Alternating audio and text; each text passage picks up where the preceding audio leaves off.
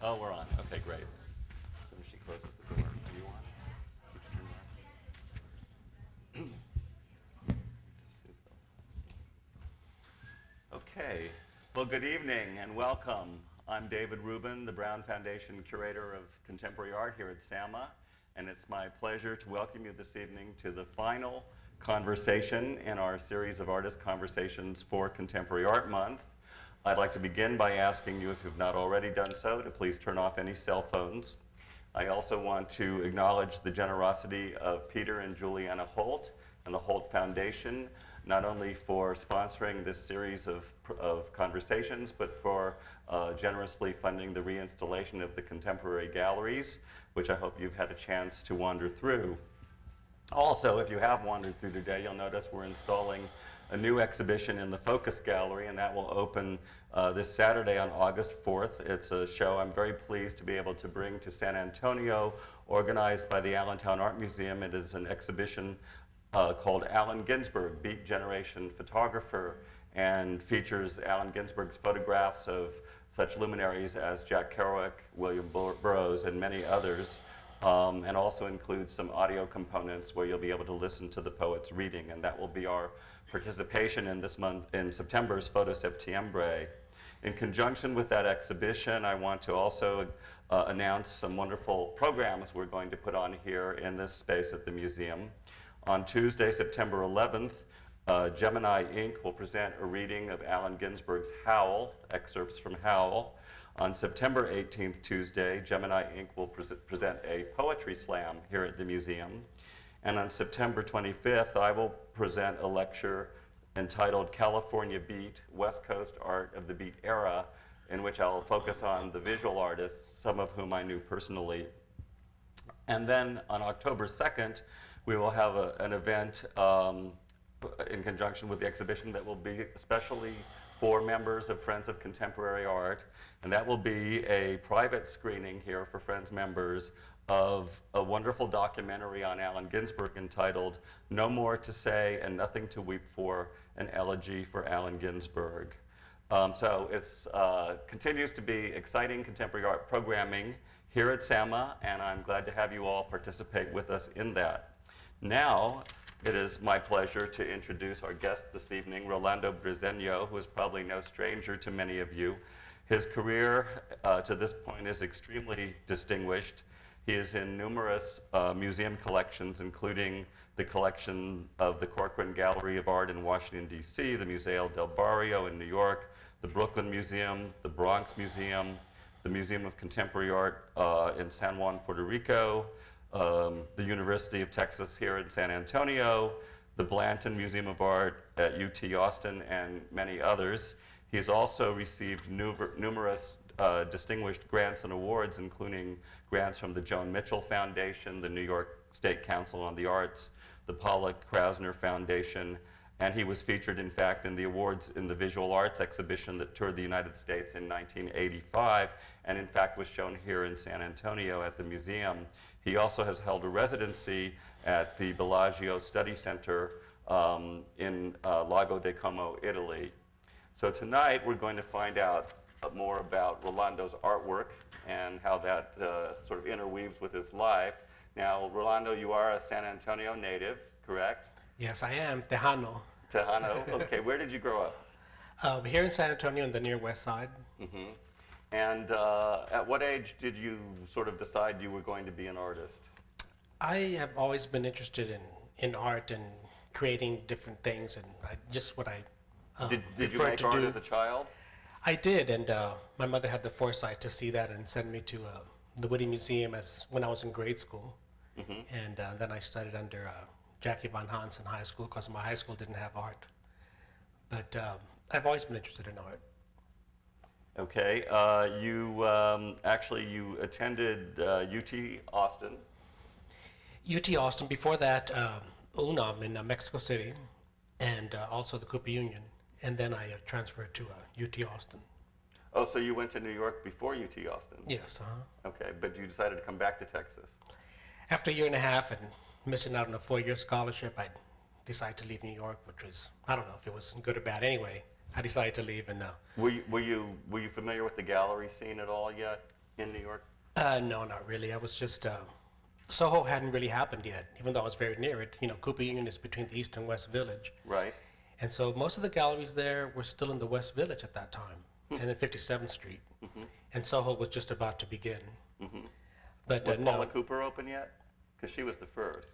I don't think so. I think there was just my friends used to say there were artists. I would go to parties down there, and you could walk around and see all these artists having parties, and you just walk around, and it was so free that Is that what all made you want kind to of become an uninvited artist? The people artists came. having parties? But there were like packs of wild dogs in the street. There weren't even any lights. It was Soho was it was just like a barren wasteland. It was Right. empty and What so year, the artists what took year are over. you talking about, would you say? 1970. 1970. I think Paula Cooper opened in 69 probably. Like that. Yeah. I wasn't aware of it. Okay. So anyway, you came back to UT Austin, you got your BA and your, I guess your first MFA, is that it?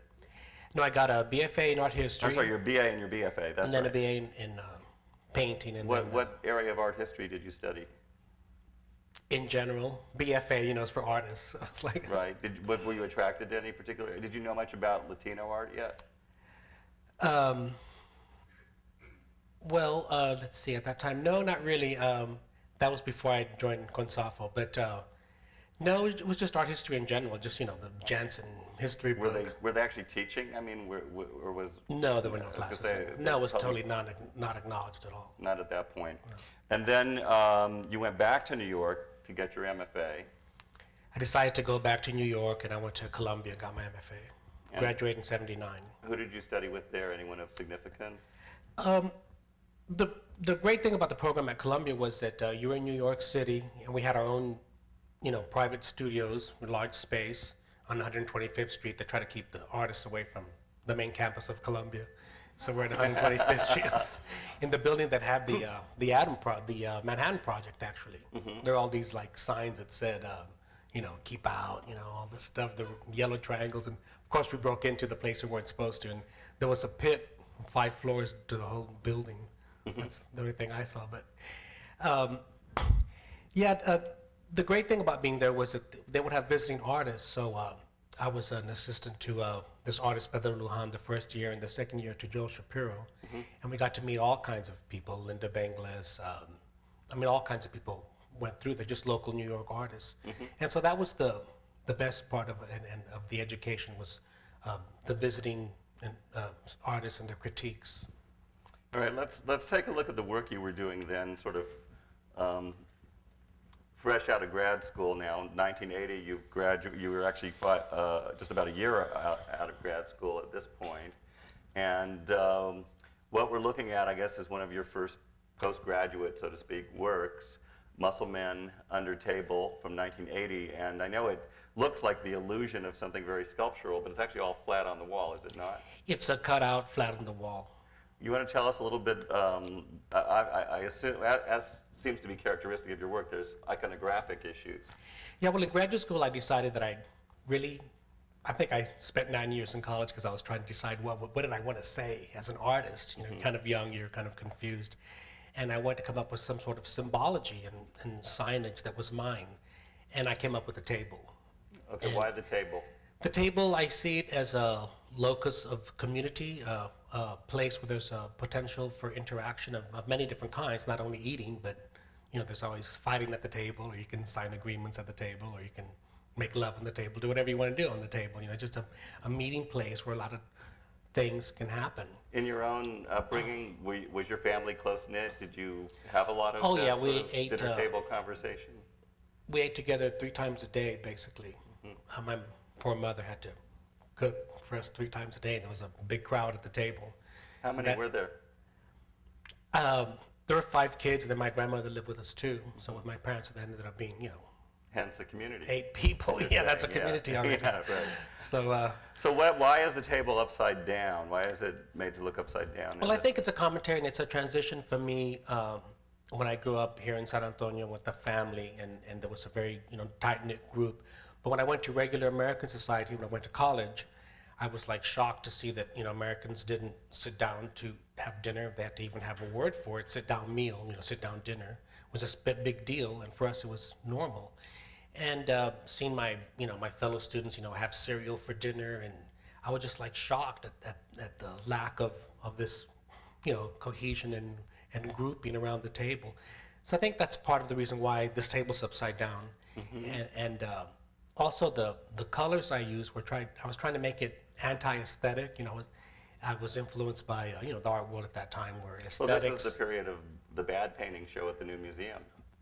That and then minimalism, so it's decontextualized, so it's just a table all by itself, and it also could look like you don't even know exactly what you're looking at, but once you see it's a table, well, then you can see it has perspective. But like you say, it's flat, but it's enamel paint in the middle. But first I put what do you call it, plaster, to give it some texture, and then at that time it was like a big no-no to use the figure. Using the figure in art was like, was minimalism.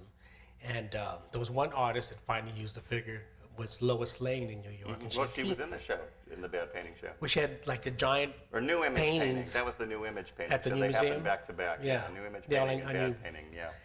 So she had teeny weeny figures in like a big expansive space, so that's what this comes from.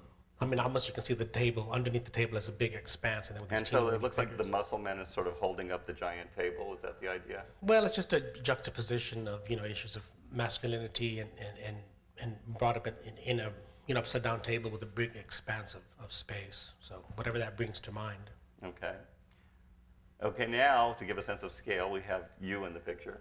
This is called Genesis, and now the table's right side up, and you've got a number of figures sort of in the space, not to be confused with your shadow. You want to tell us, and then there's actually food on the table now. So talk about the iconography further here, and also just the whole idea of shaped painting and how you made this. Well, the idea of cutting them out was to, get rid of the background and just really concentrate on what the subject matter was and, decontextualizing it. But after I left graduate school, I think I let my aesthetic come through. Not that this is a beautiful painting, but I allowed myself to, maybe later on, it wasn't bad to try to make things that were beautiful. It wasn't like, because in American aesthetics at that time, beauty was, was not considered something to go after. And I decided to let that come through. And then the table's right side up. This is a very large piece, as you can see. So it's like a whole family, a whole bunch of people around there. A boxer, it was a Victor, I forgot exactly who that box was done after. But, and then mother, father, male, female, whatever. And then the idea of masculinity on one side, the muscle man is supposed to be strong. And then the other side, the woman, sort of, sexy. It was just dealing with stereotypes. Mm-hmm. And what about the choice of food on the table? Again, I think it's influenced by minimalism or kind of a Zen thing. The way this is enamel, so you have to do it once and that's it. So you have to concentrate on what you're going to do and then just do it. Were you thinking of Picasso's Demoiselle there at all, with the figure on the far left? Her arm raised. Well, I was very, yeah. right. That's part of it. It's just like a sexy pose, I think. Mm-hmm. But the chicken, I like chickens because it puts us in the food chain. It's like That's a recurring image in your work. I'm a firm believer that Yeah. We're animals and that that we eat other animals just like regular, like part of nature. So that's why I like to have the chicken. It's a recognizable image of food. It's really hard to paint food. If you do a plate of spaghetti or a plate of carne guisada, it doesn't look very interesting. It's very hard to paint food in an interesting way. Do you actually work from the object, or is it from No, the I looked at several chickens and did drawings of chickens. I did. I wanted to make sure I got the curves right and stuff, but then I had it memorized, so. Okay, now you've gone from the single sort of victorious boxer to a boxing match, really, with more food on the table. So what's that juxtaposition about? I think it's just a struggle for survival and, the struggle for economic survival and just a symbol for that. And then issues of masculinity of two men fighting each other. The table is now up front like that, kind of like a billboard sign. Let's go back to the men fighting. Is there a viewpoint you're trying to express there about men fighting? Is it just merely an observation, or is there No, something you're trying to say with that? I'm always looking for archetypes, for a symbology or signs that would be understood by anybody in the world. Mm-hmm. So I just two men fighting, beating the hell out of each other, and I think it's sort of typical of, sort of a metaphor for wars and aggression and stuff like that. And then, of course, the food is what, fundamentally and very basically is what we're ultimately, after. Well, do you feel that that fighting is something that's innate? I'm trying to get a sense of where your particular Yeah, perspective well, is that's on something it. I was really thinking a lot about, thinking of nature and nature's violent, hurricanes, earthquakes. Right. And is a human being's, tendency to always be, fighting and starting wars and, being so aggressive and preemptive strikes, is that normal? Or is it cultural? And that's what I was trying to work out Okay. by doing the boxes. Okay. Okay, here they are again. Anything you want to add? Red and pink. Why red and pink? I think, again, that was probably still my anti-aesthetic phase, trying to make something kind of ugly in a way. It's enamel paint also. Okay. Yeah, Ralph Mendes ended up buying these. Okay, now here you've done an installation outdoors, I take it? Or is it in an indoor setting? This was at Yaddo. It's a Oh, at Yaddo. yeah, Okay. great artist residency, upstate program. New York, near Canada. And the earth is so exuberant because it only has a few months to grow, and there's like, you don't see any dirt. It's like grass everywhere. The grass was so thick and so combable. I started like making designs with it, and I just really, because I really love nature, and so I just started making my figures in it. And this was really influential because later on you'll see that my paintings became more detailed or more very energetic with a lot of brush strokes. They were energized that reflect nature and things like this, but also the idea that everything's made out of very small elements, like molecules and atoms and protons and all those things that are always in movement. It's like thinking about